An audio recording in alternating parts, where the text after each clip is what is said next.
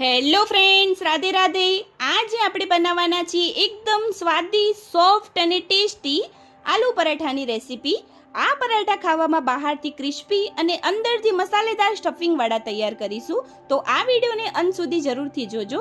અને આ વિડીયો જોતા પહેલાં મારી ચેનલ સબસ્ક્રાઇબ ન કરી હોય તો પહેલાં સબસ્ક્રાઇબ કરી લો. અને આવી નવી નવી રેસીપી જોવી ગમતી હોય તો બેલ આઇકન જરૂરથી દબાવજો, તો તમને આવી ઇઝી રેસીપી જોવા મળી જશે. તો ચલો હવે આપણે રેસીપી સ્ટાર્ટ કરીએ. સૌપ્રથમ પહેલા આપણે રોટલીનો લોટ બાંધીશું. એના માટે એક બાઉલ લઈ લઈએ. બાઉલની અંદર આપણે ઘરમાં રહેલો ઘઉંનો ઝીણો લોટ એડ કરીએ. હવે સ્વાદના એકોર્ડિંગ મીઠું એડ કરીશું. હવે વચ્ચે આવી રીતે ખાડો કરીને આપણે થોડું મોયણ માટે તેલ એડ કરી લઈએ.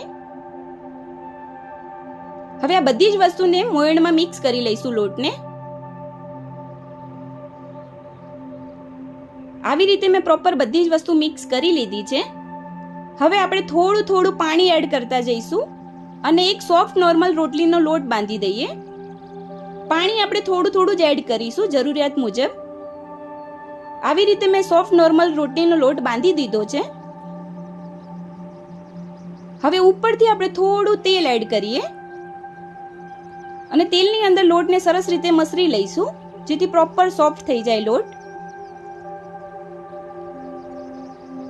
હવે આ લોટને આપણે 15 મિનિટ માટે ઢાંકીને મૂકી દઈએ સેટ થવા માટે.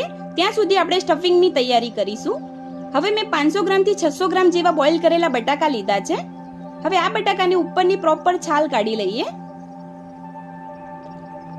આવી રીતે મેં બટાકાની પ્રોપર રીતે બધી જ છાલ કાઢી લીધી છે. હવે આપણે એક બાઉલ લઈ લઈએ. બાઉલની અંદર બોઇલ કરેલા જે બટાકા છે એને એડ કરી લઈશું અને ફોક ચમચીની મદદથી સરસ રીતે બધા જ બટાકાને મેશ કરી લઈએ. બટાકા આખા ના રહી જાય એનું ખાસ ધ્યાન રાખીશું, નહીં તો આલુ પરાઠા વણતી વખતે જે સ્ટફિંગ છે એ બહાર નીકળી જશે. આવી રીતે પ્રોપર બધા જે બટાકા છે પ્રોપર રીતે મેશ થઈ ગયા છે. હવે એમાં થોડા મસાલા કરી લઈએ. એક ડુંગળી ચોપ કરીને એડ કરીશું. 1 ચમચી આદુ મરચા લસણની પેસ્ટ, થોડું લાલ મરચું પાવડર, થોડું ધાણા જીરું પાવડર, થોડી હળદર એડ કરીએ. હવે સ્વાદના એકોર્ડિંગ મીઠું એડ કરી લઈશું. બધા જ મસાલા સ્વાદના એકોર્ડિંગ જ એડ કરવાના છે. હવે થોડી હિંગ એડ કરીએ.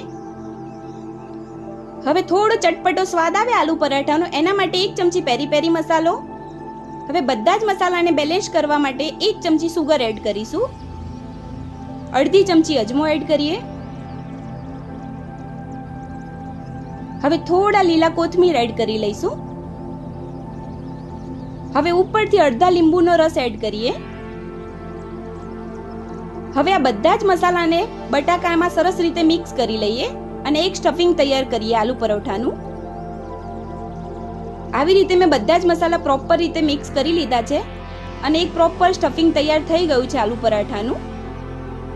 હવે 15 મિનિટ જેવું થઈ ગયું છે. હવે જે લોટ બાંધ્યો તો રોટલીનો એ પ્રોપર રીતે સેટ થઈ ગયો છે. હવે થોડી વાર માટે એને મસરી લઈએ. હવે રોટલીની સાઈઝના એક લોયા તૈયાર કરી લઈશું. રોટલી બને એટલા સાઈઝના જ લોયા તૈયાર કરવાના છે આવી રીતે. હવે આપણે એક પાટલી વેલણ લઈ લઈએ. હવે જે રોટલીના લોયો તૈયાર કર્યો છે એને એડ કરીએ અને સરસ રીતે એક રોટલી તૈયાર કરી લઈશું. આવી રીતે પતલી રોટલી તૈયાર કરી લેવાની છે. હવે જે સ્ટફિંગ છે એનો એક લોયો તૈયાર કરી લઈએ આવી રીતે અને એને મૂકી દઈશું ઉપર. હવે બધી જ બાજુની જે કિનારીઓ છે બંધ કરી લઈએ અને એક સ્ટફિંગ વાળો લોયો તૈયાર કરીશું. આવી રીતે પ્રોપર આપણે બધી કિનારી ફિટ કરવાની છે, જેથી વણતી વખતે જે આપણું સ્ટફિંગ છે એ ફાટી ના જાય, નીકળી ના જાય બહાર. હવે પ્રોપર રીતે જે સ્ટફિંગ વાળો લોયો છે તૈયાર કરી દીધો છે. હવે એને આપણે થોડું અટામણ લઈ લઈશું અને વેલણની મદદથી આપણે હલકા હલકા હાથે ગોળ પરાઠો વણી દઈએ. પરાઠો વણતી વખતે આપણો જે હાથ છે હળવો જ રાખવાનો છે. વણતી વખતે ભાર નથી આપવાનો. જો ભાર આપીશું તો જે આપણો આલુ પરોઠો છે એ ફાટી જશે. અને બંને સાઈડથી પલટતા પલટતા આપણે વણવાનું છે. હવે આવી રીતે આલુ પરોઠો પ્રોપર વણી લીધો છે. હવે આપણે એને શેકી દઈએ. એના માટે એક લોઢી મૂકી દઈશું. લોડીની અંદર થોડું બટર એડ કરીએ અને બટર બળી ના જાય એના માટે આપણે થોડું તેલ એડ કરી લઈશું. હવે બંને વસ્તુને લોડીમાં સરસ રીતે ગ્રીસ કરી લઈએ. હવે જે આલુ પરાઠો વણેલું છે એને એડ કરી લઈએ અને થોડી વાર માટે ગોલ્ડન બ્રાઉન થાય બંને સાઈડથી ત્યાં સુધી આને શેકાવા દેવાનું છે. હવે એક સાઈડ શેકાઈ જાય પછી આને પલટી લઈશું અને બીજી સાઈડ માટે પણ શેકાવા દઈએ. આ આલુ પરાઠા તમે નાસ્તામાં પણ ખાઈ શકો છો અને ખાવામાં એકદમ સ્વાદિષ્ટ અને ટેસ્ટી લાગે છે. તો તમે પણ એકવાર જરૂરથી આ ટિપ્સ સાથે ટ્રાય કરજો, ખૂબ જ મજા આવી જશે ખાવામાં. હવે જે બંને સાઈડ છે થોડી થોડી ગોલ્ડન બ્રાઉન થઈ ગઈ છે અને જો ગોલ્ડન થશે તો પ્રોપર ક્રિસ્પી સ્વાદ આવશે. અને આ ટીપ સાથે બનાવશો તો તમારો આલુ પરોઠો પણ પ્રોપર રીતે ફૂલી જશે દડાની જેમ.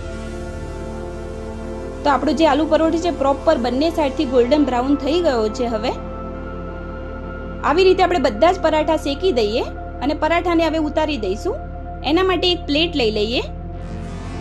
પ્લેટની અંદર આપણે દહીં સર્વ કરીશું. દહીંની સાથે અથાણું સર્વ કરીએ.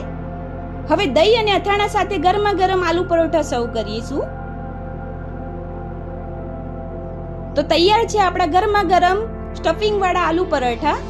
આ આલુ પરાઠા ખાવામાં એકદમ પતલા લેયર વાળા તૈયાર થશે અને ખાવામાં પણ ખૂબ જ મજેદાર લાગશે. તો તમે પણ એકવાર જરૂરથી ટ્રાય કરજો.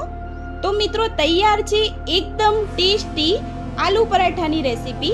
તો તમને આ આલુ પરાઠાની રેસીપી વિડીયો કેવો લાગ્યો એ કમેન્ટ જરૂરથી કરજો. અને વિડીયો ગમ્યો હોય તો લાઈક કરજો અને તમારા ફ્રેન્ડ્સ ફેમિલી મેમ્બરમાં શેર કરજો. અને અમારી ચેનલ સબસ્ક્રાઇબ કરવાનું ભૂલતા નહીં અને બેલ આઇકન જરૂરથી દબાવજો. ફરી મળીશું આવી નવી રેસીપી ટિપ્સ સાથે. રાધે રાધે.